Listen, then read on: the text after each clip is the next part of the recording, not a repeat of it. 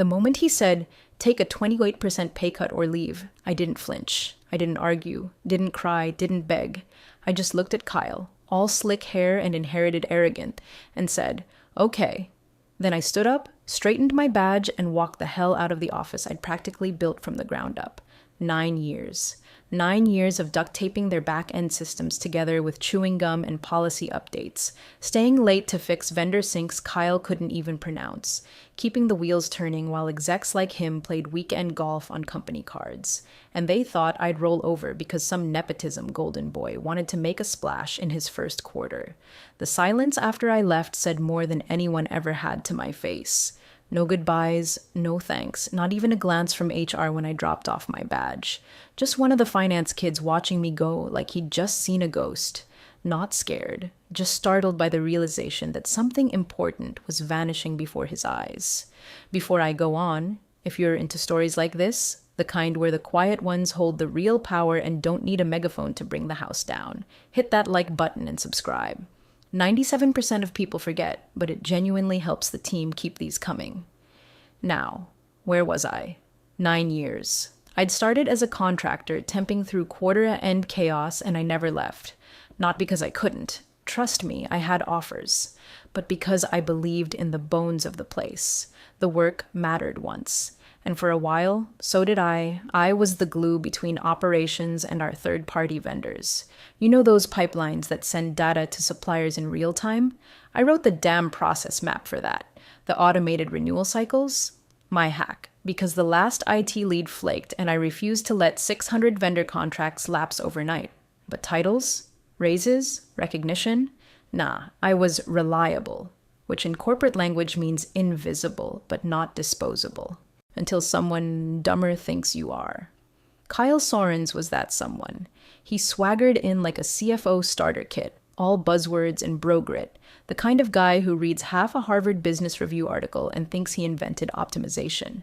First week, he replaced the company coffee with protein shakes. Second week, he color-coded people into core and cost. Third week, he called a meeting with me, asked me to explain what it is exactly you do, and nodded like he was being polite, while clearly not listening. Fourth week, he dropped the bomb. We're tightening up compensation alignment. Your pay's out of sync with your band. You can accept the new rate, or we consider this a voluntary exit. Voluntary, as if they were offering me a vacation instead of an insult. What he didn't know, what none of them knew, is that I'd already been cleaning house on the back end. Not maliciously, not vengefully, just preparing. Years ago, I'd helped legal draft an internal document during a quiet reorg, an operational continuity agreement to keep external workflows stable during leadership transitions. The kind of thing no VP ever reads unless something breaks. The kind of thing no one remembered existed, except me. And my name wasn't just on the distribution list, it was on the author line. Jenna Morgan, Process and Compliance Lead. Funny thing about being ignored for 9 years, people forget what you're allowed to touch. They didn't read the fine print when they gave me co-signature authority, and they sure as hell didn't revoke it when they told me to pack up. So I smiled, walked out with my spine straight and my head quiet, and left them with everything they thought they still controlled. But control isn't about who talks loudest, it's about who holds the keys. And they just handed me mine back. He didn't even close the damn blinds. Kyle had me sit down across from his glass wall conference cube like he was hosting a game show, not gutting my livelihood. His tone was fake friendly, teeth too white for someone who'd never earned a coffee stain. So, Jenna, we've been doing some budget realignment, he started, like I hadn't already decoded the finance spreadsheets 2 weeks ago when they quietly locked the comp folder but forgot I still had legacy view access. And unfortunately, to stay lean, we're having to make some tough calls across mid-level operations. I didn't speak, just stared at him, hands folded. He tapped on his iPad like he was reading my future off a cereal box. Now, you've been here a while, and we do value your, consistency. He smiled like a guy trying to sell a haunted timeshare. But, effective today, your compensation's being adjusted to align with departmental ROI metrics. That comes out to a 28% reduction. If that's not something you can accept, we'll understand if you choose to exit voluntarily. But I'll need an answer by end of day. That was it. like he was offering me a new seat on a sinking lifeboat. Half a seat, really, and I'd have to paddle. I nodded once. Okay, I said. He blinked. Okay, as in you'll take the cut? No, I said. Okay, I'll leave. I wish I could bottle the look on his face and sell it to therapists. 1 part confusion, 2 parts panic, and just a dash of, wait, this wasn't in the script. He sat back. You don't want time to think about it? I stood. I've been thinking about it for months. It was the truth. Every time a contractor got a backdoor bonus, every time a junior analyst got fast-tracked to a leadership program because they played beer pong with the sales team, every time I fixed a system bug with duct tape and prayer and nobody noticed unless it failed, I'd been building my own silent resignation in pieces. They just gave me the final puzzle piece. The thing is, people like Kyle think silence equals weakness, that if you don't storm out or throw a tantrum, they've won. But I wasn't quiet because I was scared. I was quiet because I was done. Outside his office, I passed the HR rep who'd been looped in as a witness. Her eyes darted up from her screen when she saw me leaving without a tear, without a scene, just gone. She opened her mouth, probably to offer some check your inbox for offboarding documents line, but I held up a hand. I'll take care of it. Back at my desk, I didn't touch a thing. No cardboard box, no sad farewell email. I logged out, left my badge on the keyboard, and walked out like I was just grabbing lunch, because I wasn't leaving empty-handed. Not really. I had something far more valuable than a stapler and a mug with my name on it. I had knowledge, and buried signatures, and time. The elevator ride down felt like exhaling for the first time in years. There was no drama, no applause, just the quiet hum of a system too stupid to notice what it had just lost. They thought I'd beg, that I'd do the math and realize a 28% cut was better than no paycheck at all. But what they didn't know, what Kyle never even bothered to ask, was that I'd already gamed this out. Every clause, every backup, every quiet little string I'd sewn into their operations without them ever looking. Let Kyle enjoy his lean team. Let him bask in the glow of his quarterly cost-cutting spreadsheet. Because while he was out playing Emperor with a red pen, I'd been engineering the trap door. And now it was wide open. I submitted my resignation at 4:12 p.m. sharp. No drama, no emotional subject line. Just a clean PDF with the header, voluntary resignation, cause related. I CC'd HR, Ops, and Legal, even though I knew damn well only HR would open it. And even then, they'd skim. Buried 3 paragraphs down in perfectly dry legalese was the phrase, due to breach of prior compensation agreement, this constitutes a cause-related exit as outlined in subsection 14D of the OCA signed and countersigned on 03/06/2019. No one would flag it. They didn't even remember what the OCA was. I could have included a recipe for banana bread and they'd still just check the voluntary departure box and move on. I knew how they operated.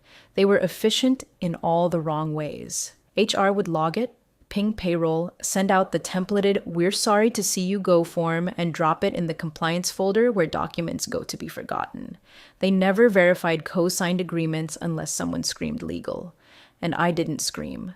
I walked down to facilities and turned in my badge, smiled politely at the guy behind the desk, Marcus, I think, and handed him my laptop in a padded sleeve like I was returning a library book. I signed a form saying I'd relinquished all credentials. They never asked about admin access, legacy systems, or role-based overrides. Just a badge and a MacBook. Easy. Too easy. What they didn't know, what no one in that building knew, was that Jenna Morgan had her fingers in more authorization layers than the CIO himself, not by design. Just accumulation. I never gave up permissions when projects ended. They never revoked access when workflows shifted. And I never volunteered the fact that my name was still attached to half the process automation licenses, including the one for our biggest external integration vendor. Buried in a dusty role management panel, under a drop-down no one had checked in years, was my name.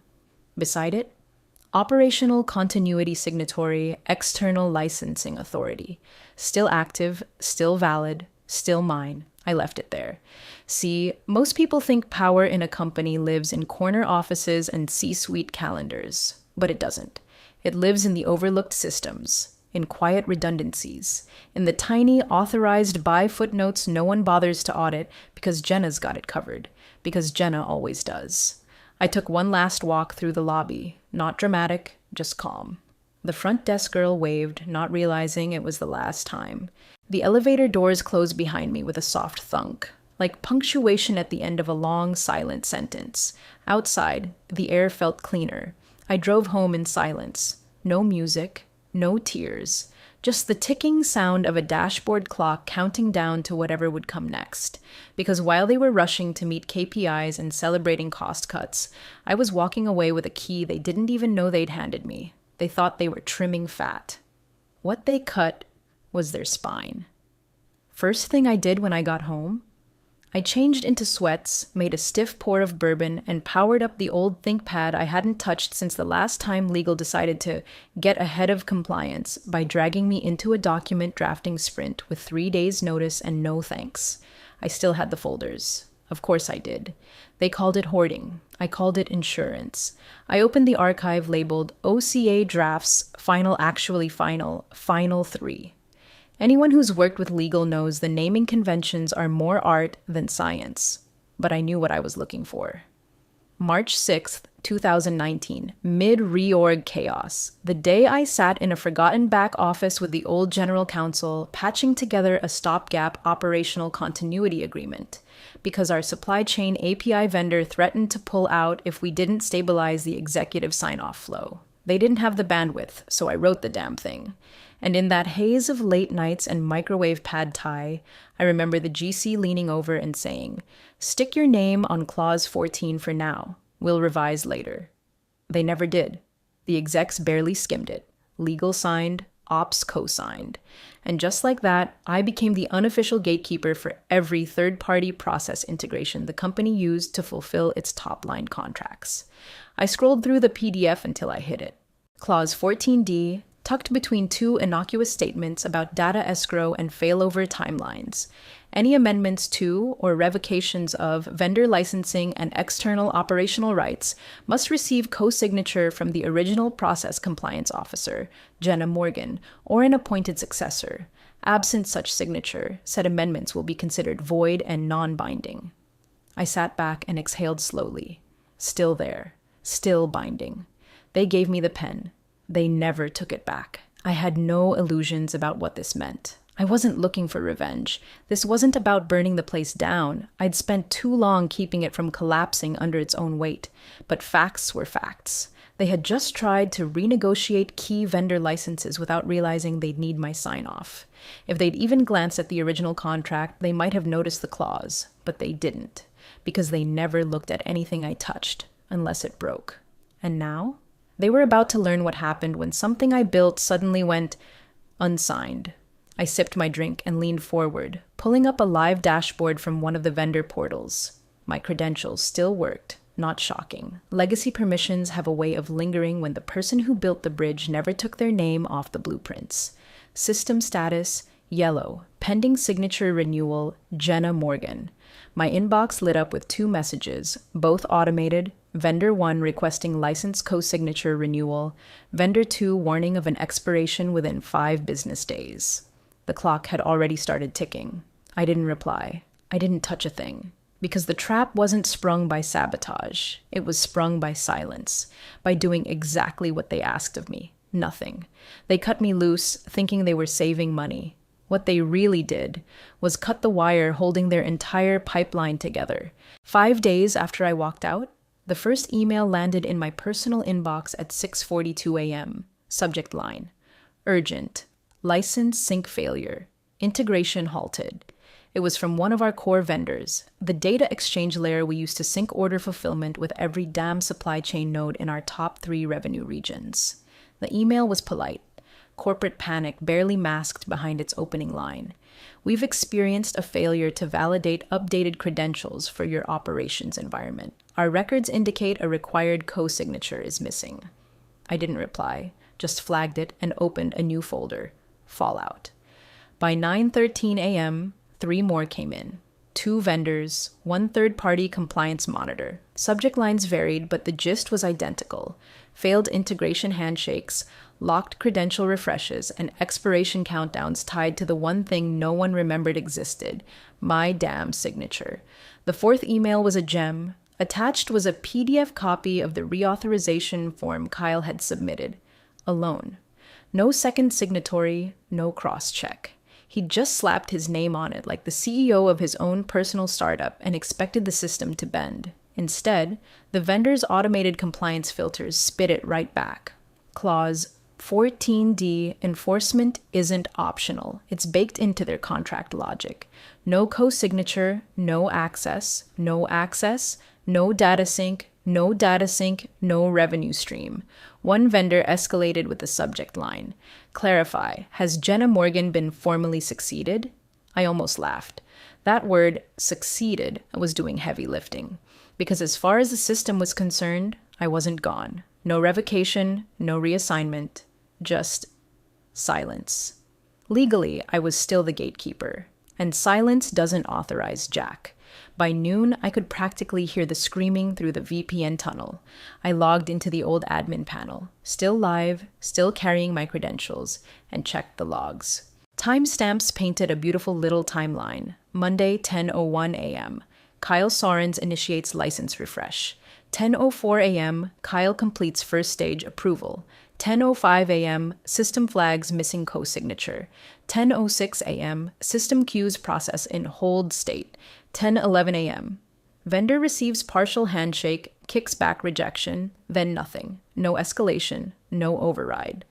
Kyle must have assumed it was a glitch. Maybe blamed IT, maybe told legal to just push it through, except you can't push through a lock when you don't even know where the keyhole is. This wasn't sabotage. I hadn't hacked anything. I hadn't touched their systems. All I'd done was nothing. Just walked away, as requested. And that nothing, it was louder than every memo Kyle had ever sent.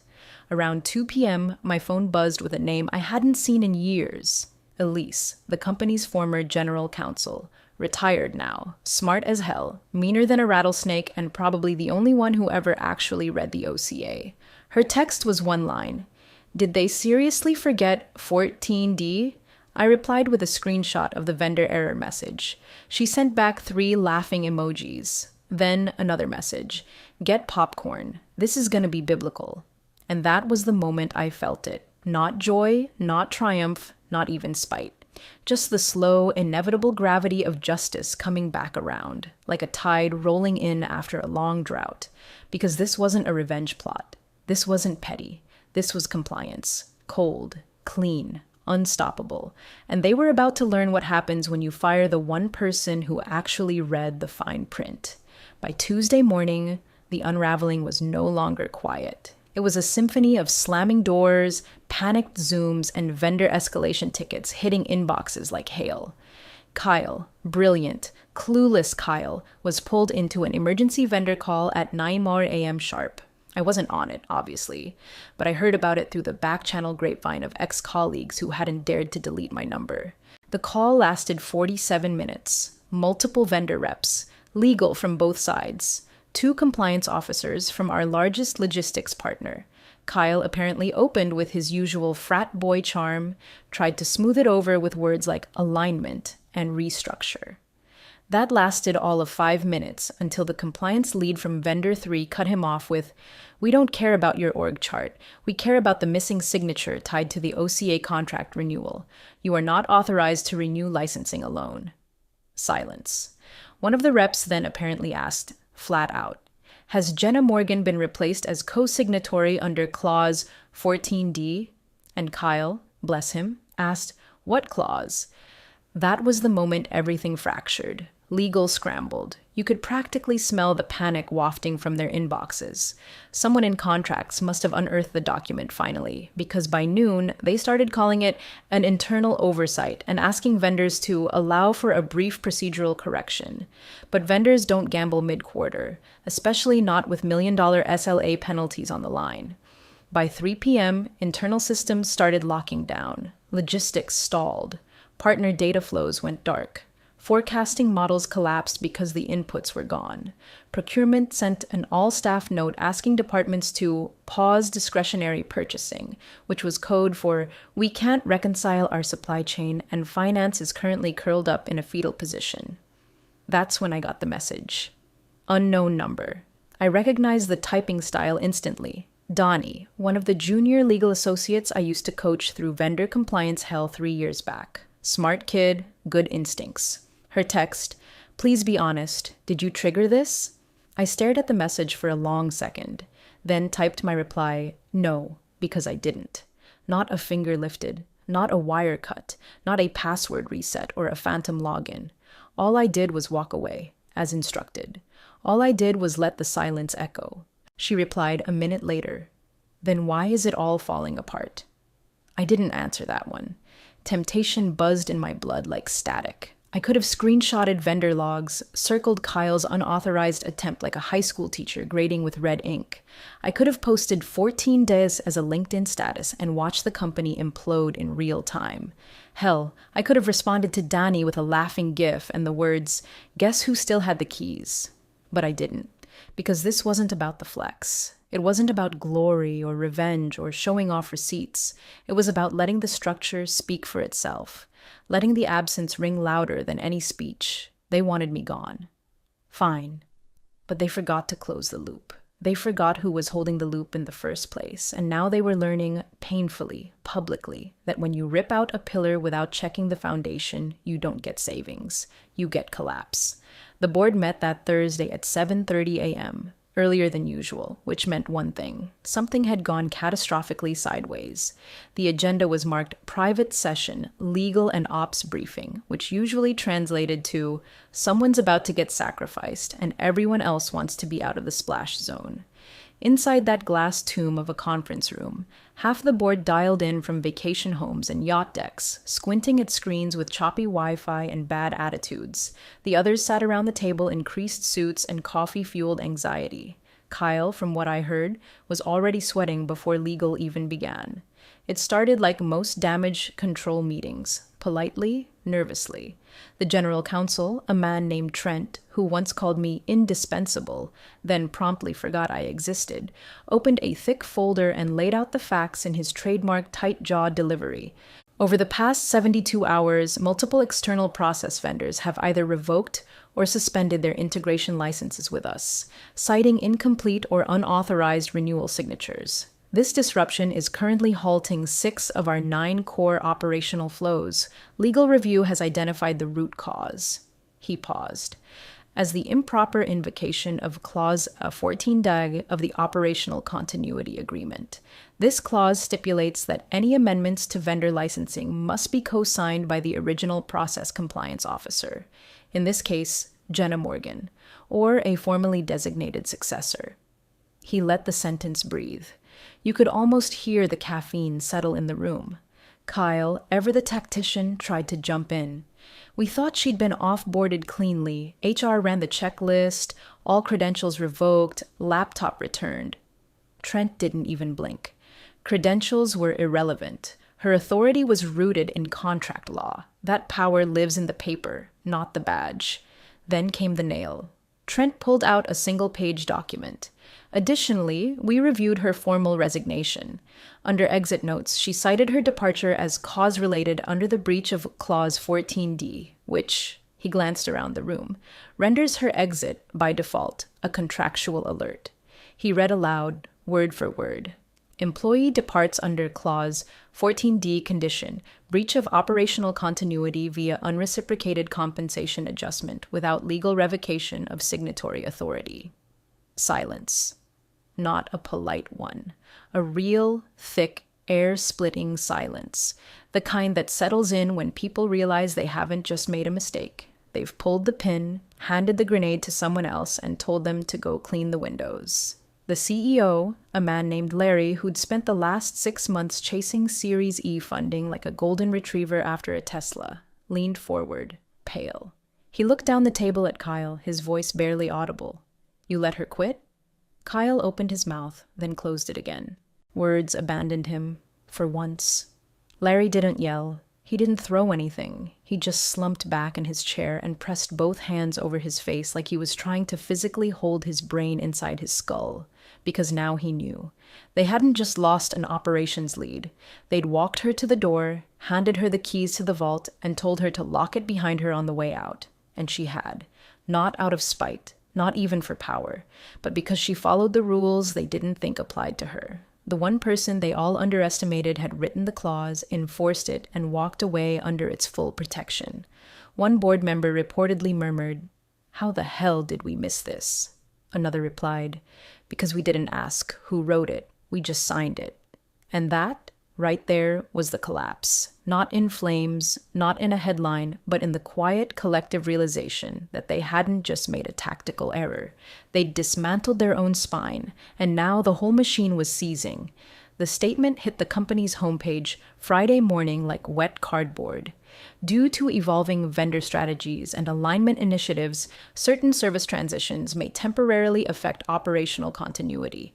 A wall of fluff and legal lotion designed to soothe investors and bamboozle anyone who didn't know what the word continuity meant in this particular context. The truth? They were bleeding. Quietly, expensively, and with no immediate tourniquet in sight. Kyle had been benched, not terminated. Not yet. Just removed from all vendor-facing projects, stripped of signatory authority, and internally flagged under a damage control label I'd seen used once before. Strategic containment role. Corporate purgatory, dressed up in bullet points. A holding pen for executives who might still know too much to fire cleanly. His calendar was cleared, and his Slack access, from what I heard, was reduced to read only on 3 channels. He'd gone from VP to placeholder in 4 days. Legal was told, delicately but clearly, to reach out to me. No apology, no ownership. Just a message sent through a junior associate I used to mentor, politely inquiring if I'd consider reviewing the vendor OCA structure for signature reinstatement. I didn't reply. Instead, I opened my laptop and logged into a brand new admin panel, one tied to a boutique logistics consultancy I'd quietly joined the week after I left. Competitor? Technically, but leaner. Smarter, and importantly, built on systems I wouldn't have to duct tape every Friday night to keep running. They gave me a desk. They gave me a title. They didn't give me politics or protein shakes. And most importantly, they listened. I was knee-deep in a vendor audit flow when the offer came in. Courier envelope, heavy stock paper. No sender listed, no logo. Just a neatly typed letter offering a discretionary retainer north of 6 figures to return as a special continuity consultant. It was unsigned. Deliberately, I'm sure. A fig leaf of plausible deniability, like maybe I just imagined it appeared on my doorstep. I didn't shred it, but I didn't respond either. Because this wasn't about revenge. If I'd wanted blood, I'd have gone to the press. If I wanted attention, I'd have posted the clause on LinkedIn with a smirking caption and watched it light up like gasoline. I could have built a brand on it. But no, this was never about that. This was about walking away with my name intact, about watching the tower fall and knowing I didn't lay a hand on it, about leaving a place that thought I was disposable, only to find out I was the damn power cord. They'd expected a meltdown, a tantrum, a lawsuit maybe. Instead, they got silence. And that silence was deafening. Now they were drafting offers without signatures, hoping money could rewind what negligence cost them. But I wasn't interested in being their patch, not again. I didn't need their title. I didn't want their check. Because nothing, and I mean nothing, is louder than the dignity of saying absolutely nothing, and being heard anyway. It was a Tuesday morning, rain tapping lazy rhythms against the cafe window. I sat alone, corner seat. Same one I always chose. Half out of habit, half because it faced the door. The coffee was average, the view forgettable, but the quiet, that was mine. At 9:37 a.m., the courier arrived. No eye contact, no pleasantries. Just a leather folder placed gently on the table, as if it contained something sacred or radioactive. He walked out without a word, coat already soaked by the drizzle, leaving behind nothing but the envelope and the scent of wet asphalt. I stared at it for a while, letting the weight of it settle into the moment. I already knew what was inside.